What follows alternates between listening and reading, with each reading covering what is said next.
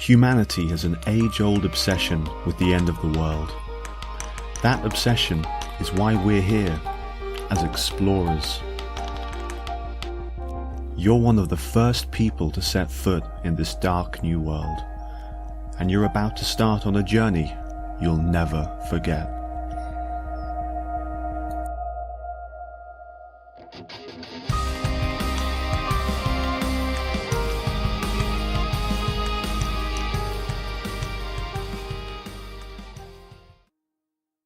Hello, and welcome to the very first episode of Ash Tales, a shiny new podcast dedicated exclusively to the world of post-apocalyptic fiction. Each episode will be sharing an original, self-contained story, a little snapshot of what life could look like at the end of the world. From nuclear Armageddon to bioengineered super plague, we'll be exploring a different part of the apocalypse in 20 minutes or less each and every episode. Some of these stories will be scary, some will be sad, and others still, well, they might just be a little bit hopeful. Now, before we dive straight into our first journey into the apocalypse, I have a challenge for you.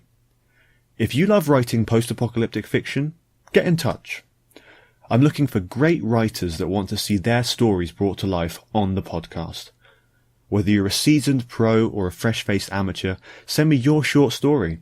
If I like it, I'll turn it into a full-blown episode of the Ash Tales podcast. Simple as that. If that appeals, please check out the link in the show notes below. Now, it's time for our first story. This is The Watcher.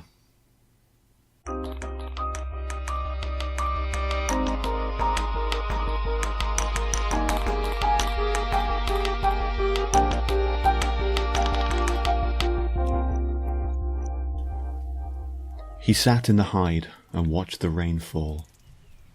He watched the big, broad-leaved trees shudder with every raindrop, and he watched great evergreens weather the storm without acknowledgement. He watched birds high overhead, saw them wheel and skitter through the mist that covered the valley. Water trickled over the lip of the hide, and occasionally the wind would blow it inwards. When he grew too cold, he'd reach for the hip flask inside his coat. The whiskey was sweet and mild, and warmed him from the inside out. He didn't need to watch. The thick slopes of the valley were impassable, even in dry weather, and the months of rain had washed away any trace of footpath or foothold, choked up the clearings with thick tangles of leaves.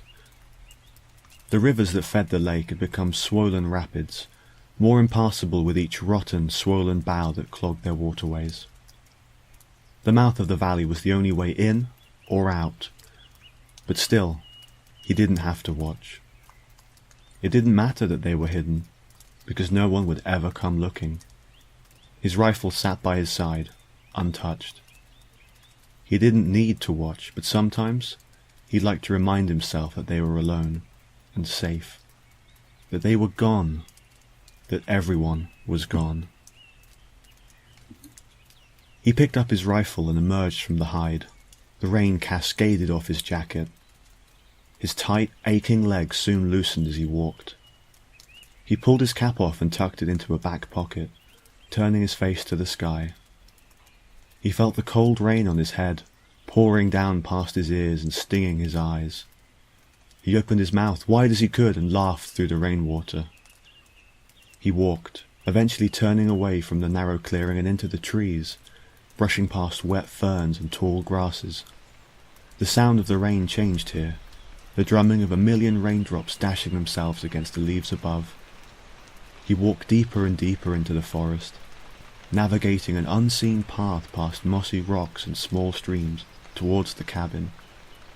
As he walked, he sang, a low, throbbing tune, resonant and primal. There were words to his song, but what did they matter? There was no one else to hear them. The bass of his voice seemed to harmonize with the flat, hollow patter of the rain. When he reached the cabin, she was sitting at the window, just where he'd left her. She was staring out onto the lake, 1,000 ripples and splashes vying for her attention, the only attention in the world. She didn't move as he drew into sight, her eyes locked to the water, failing to even change focus. He climbed up creaking steps onto the porch and opened the heavy outer door. He unlaced his boots and hung up his jacket, leaving his cap to dry on the sill. Inside the cabin, he placed the rifle back in its locker. He stood at the entrance to the lounge and watched her for a moment. She sat on the window seat, her legs folded up beneath her in a way he couldn't ever imagine being able to imitate. She was wearing the pyjama top he'd bought her years past. It had been a Christmas present. He watched her, and he hoped. He walked to the window and stood beside her, placing a hand softly on her shoulder. He followed her gaze out onto the lake. "It's beautiful on days like this," he said. "Beautiful," she agreed. It had rained like this on their wedding day. The morning had been gorgeous, warm and golden, but the evening had turned to storm, heavy clouds settling over the church. They'd said their vows to the sound of raindrops on stained glass, echoing through the old building. They'd walked from the church to the reception, alone, sheltered under an umbrella, and he'd apologized for the rain, for the clouds, for it not being the day she'd dreamed of. She tucked herself under his arm and laughed. She'd said, "I'm with you. This is everything I've ever wanted." And he'd believed her. It was cool in the cabin, the morning's fires nothing but embers. There was a time when they tried to keep the fire burning all day round, to stave off the chill of the valley's fog, but now, each morning, he'd come back to glowing ashes. They'd always joked that she was cold-blooded, that she needed to bathe in the sun each day just to function, but now she sat in the cool air wearing thin nightclothes. "I'll make her something special for dinner," he said. "I haven't checked the traps today. There might be some rabbit. I think I saw some wild garlic starting to flower. Remember those beautiful white flowers?" She seemed to brighten as he spoke, her attention phasing back into the room, the lake losing its hold over her. "A whole sea of them. We were on holiday somewhere. Where was that? Monmouth, I think, or near. Simmons Yacht. Exactly right." He squeezed her shoulder. "I'll make something special. I won't be long." He put on his coat, his boots, his hat, but he left the rifle in its locker. He stepped out into the rain and turned to head back into the trees. He looked over his shoulder as he walked, and saw her there, staring out at the lake again. He knew there was hope still. There was always hope. He walked deep into the shade of the woods, and as he pulled wild garlic from the soft, sodden earth, he knew he'd make her understand. That's all from The Watcher, and from this episode of Ash Tales. Tune in next time for another journey into the end of the world.